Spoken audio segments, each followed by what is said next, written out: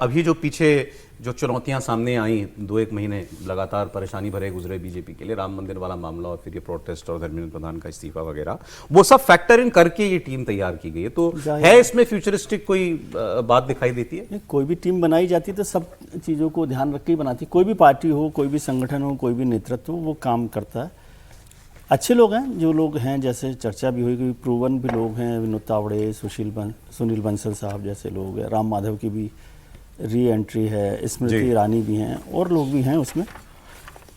लेकिन इस टीम का कोई मैसेज हो, जैसे हम लोग चैनल में करते हैं, अखबार में करते हैं कि इस खबर का हेडलाइन क्या है, तो इस टाइम का हेडलाइन क्या है? मुझे तो कोई हेडलाइन नहीं दिख रहा है इसका। क्या मैसेज ये टीम देना चाहती है वो नहीं दिखा। सब कुछ मिलाकर ठीक हो सकता है। भारत में जो एक थाली का कॉन्सेप्ट होता है कि 65 भोग रखे हुए हैं, तो उसमें से 40 भोग ठीक होंगे, 25 खराब होंगे, या 25 अच्छे होंगे, 40 खराब होंगे। लेकिन मैसेज क्या है? क्या ये टीम जैन जी के लिए 2029 की जो नई जनरेशन होगी उसके चुनाव लड़ने वाली टीम दिखाई दे रही है? मैं ये नहीं कह रहा कि यहाँ पर 20 साल के लोग होंगे, राष्ट्रीय टीम में तो बड़े लोग होते हैं, लेकिन दिमागी तौर पर क्या वो टीम उस तरह की है? जो बात बार बार हो रही थी कि महिलाओं को लेकर ये मैसेज देने वाली टीम होगी, 12 महिलाएं हैं, लेकिन 12 महिलाएं क्या मैसेज देने वाली टीम की हैं? उसमें स्मृति ईरानी जी को छोड़ दिया जाए, जो एक बहुत पावरफुल स्पोक्स पर्सन के तौर पर, बाकी कोई इतना इम्पैक्टफुल नाम नहीं लगा आपको? इम्पैक्टफुल नाम मतलब अभी प्रूवन नहीं है, हो सकता है बाद में आकर कुछ हो जाए। और उसमें से ज़्यादातर महिलाओं को आपने या तो उपाध्यक्ष के उससे में रखा या सचिव के तौर पर रखा। तो उपाध्यक्ष के लिए सुबह सुबह किसी फ़ोन पर किसी मित्र ने, भारतीय जनता पार्टी के ने मुझे कहा कि भाई ये वैसी कबर्ड है, महिलाओं की कबर्ड जैसी कि जो भरी तो पूरी रहती है, लेकिन जब ज़रूरत हो तो लगता है कि कुछ नया लेना पड़ेगा। उपाध्यक्ष वाली बात कर रहे हैं आप?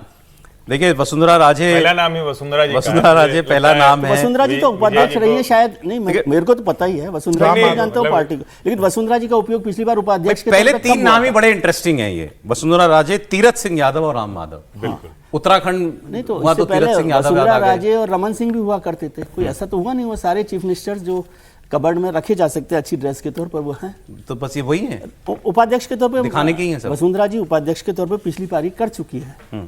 मुझे तो ये भी याद नहीं कि वो टीम की किसी मीटिंग राम माधव 6 साल बाद आ रहे हैं, तो वो भी आप कहने दिखावा ये बस। उनकी री एंट्री मुझे बहुत दमदार लगती है, बहुत मजबूत लगती है, और वो मुझे नहीं समझ आया कि क्यों इतना समय उनको लगाया।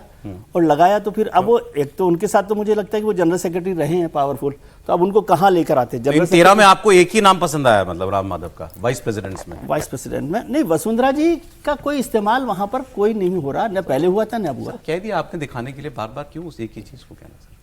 एक मनप्रीत बादल का भी नाम अच्छा है सर, मनप्रीत बादल भी हैं, कांग्रेस से आए भाई पंजाब के लिए, क्योंकि पंजाब के प्रभारी भी आज वो हुए हैं नियुक्त, तो पंजाब के लिए मनप्रीत बादल और सचिवों में संदीप पाठक, राज्यसभा सांसद आम आदमी पार्टी वाले, ये 2 नाम जो हैं। ये संदीप पाठक तो खैर अच्छा नाम उन्होंने लिया संगठन के हिसाब से, चुनाव के हिसाब से लेकर। यूपी पंजाब को लेकर कुछ आपको एम्फेसिस दिखता है इसमें? नहीं, मुझे लगता है कि ओवरऑल टीम ऐसे ही रहती है। अगर आप नड्डा जी की टीम अगर देखेंगे 2020 में सितंबर में जो जारी हुई थी, वो अगर टीम अगर आप कंपेयर करेंगे तो वो भी मोरलेस ऐसी ही टीम थी उस टीम में। और अमित शाह जी की अगर टीम 2014 में जब अमित शाह जी राष्ट्रीय अध्यक्ष बने थे, उनकी आप अगर सितंबर में जो उनकी अगस्त में टीम बनी थी, वो भी टीम इसी तरीके से। तो बहुत ज़्यादा इसके अंदर मतलब उठा पुटक ज़्यादा ऐसी रहती नहीं कि मतलब इस बार जरूर क्या कि राष्ट्रीय सचिव सारे बदल डाले, सिर्फ अनिल एंटोनी जो है वो अकेले राष्ट्रीय सचिव जो है वो कंटिन्यू किया है, बाकी सारे बदल डाले, एक को भी रिपीट नहीं किया गया। तो ये मतलब बड़ा हुआ कि सारे राष्ट्रीय सचिव बदल डाले, आपने एक को भी रिपीट नहीं किया। तो राष्ट्रीय सचिव वैसे सीनियर लोगों को मतलब जिम्मेदार लोगों को बनाते हैं, उसमें से प्रमोट भी होते हैं राष्ट्रीय सचिव, दिखाई देता है उसमें। जैसे सब लोग अच्छे हैं और नए लोग आते हैं, उसमें भी अच्छी बात होती है कि नए लोगों को कोई ये नहीं है कि प्रूवन लोगों को हमेशा रखें, नए लोग आते हैं वही तो प्रूव करते हैं बाद में। नए तो बहुत है, मतलब वैसे देखें तो आप 65 में से क्या 53 नए नाम है? हाँ, करीब 51 नए नाम है। तो ओवरऑल टीम मुझे लगता है कि ठीक है, मतलब पूरा पार्टी ने कोशिश की कि सबको कवर किया जाए, उसके अंदर जातिगत समीकरण उसके अंदर ज़्यादा साधे गए, जो संगठन के अंदर प्रदेश में जिनकी भूमिका रही है। और कई ऐसे लोग हैं जो प्रदेश के अंदर जो मतलब सर्वाइव नहीं कर पा रहे थे, जिनको लग रहा था कि भाई छटपटा रहे थे कि हम प्रदेश में नहीं कर पाएंगे, तो उनको पार्टी सेंटर में लेकर आई है। प्रदेश यूपी का तो इन्होंने बताया, आप कैसी पिक्चर दिखाई देती है? पंजाब के लिए मैं आपसे पूछ रहा हूँ, मनप्रीत बादल और इनका संदीप पाठक का नाम होना और वो इंचार्ज बनाया जाना पूनिया जी को। देखिए सतीश पुनिया जी के इंचार्ज बनाने से बहुत ज़्यादा कोई फर्क पड़ने नहीं वाला। मतलब ऐसा नहीं कि सतीश पुनिया जी पंजाब के प्रभारी बन गए तो पूरा उलट पुलट कर देंगे और सरकार लेकर आ जाएंगे, ऐसा नहीं है।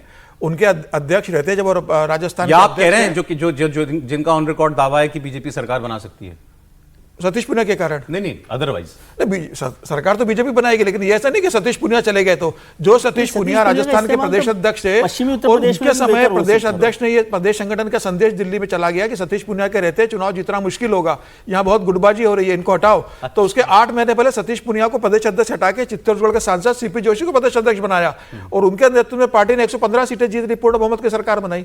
खुद सतीश पुनिया अपनी आमेर के सबसे सुरक्षित सीट चुनाव हार गए वो। तो ऐसा नहीं कि सतीश पुनिया कोई जाएंगे तो बहुत बड़ा चमत्कार कर देंगे। वो ठीक है कि अब महासचिव बने, जिम्मेदारी देनी थी, इनको दिया। अब ये कहा जाएगी तरुण चुग को गुजरात की जिम्मेदारी दी है तो तरुण चुग कह देंगे कि भाई गुजरात आ गया तो सरकार में बनवा दूंगा। गुजरात सरकार किसके कारण बनती है, कौन गुजरात में सरकार बना रहा है, सबको पता है। ठीक है, चुनाव प्रभारी होने के कारण तरुण चुग अपने माथे पर एक ताज लगा सकते कि देखो मेरे नेतृत्व में गुजरात में सरकार हमने बनवा दी थी, लेकिन सब जानते हैं कि सरकार कौन बनाता है, किसके कारण बनता है। आप कह रहे हैं पंजाब में बीजेपी सरकार बनाने वाली है, कोई भी हो। हाँ, पंजाब में संदीप पाठक बड़ी भूमिका निभाने वाले। संदीप पाठक चूंकि आम आदमी पार्टी का पूरा संगठन वो देखते थे, चुनाव की रणनीति वो देखते थे, पंजाब का एबीसीडी उनको पता, आम आदमी पार्टी किस तरीके से चुनाव लड़ती है, उनका कौन फंड करता है, संगठन क्या काम कर रहा है। और अरविंद केजरीवाल संदीप पाठक पर पूरी तरीके से निर्भर थे, दिल्ली का चुनाव हो चाहे पंजाब का चुनाव।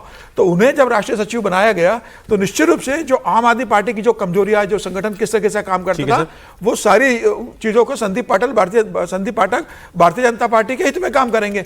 तो मुझे लग रहा है कि संदीप पाठक को राष्ट्रीय सचिव बनाना सतीश पुनिया को पंजाब का चुनाव प्रभारी बनाने से ज्यादा महत्वपूर्ण बात, मैं इस बात को मानता हूं। ये बात बिल्कुल। तो संदीप पाठक बड़ी भूमिका निभाने वाले और वो उनको कहा भी गया है कि आप पंजाब की तरफ ध्यान दीजिए। तो ये भी बताया गया कि संदीप पाठक को तो मतलब ऐसा भी सोचा जा रहा था कि इनको जो है दिल्ली में इस्तेमाल किया जाए, मतलब सरकार में, लेकिन उनका कहना था कि नहीं, मैं पहले सरकार में तो वैसे भी नहीं, वो संगठन के ही आदमी है।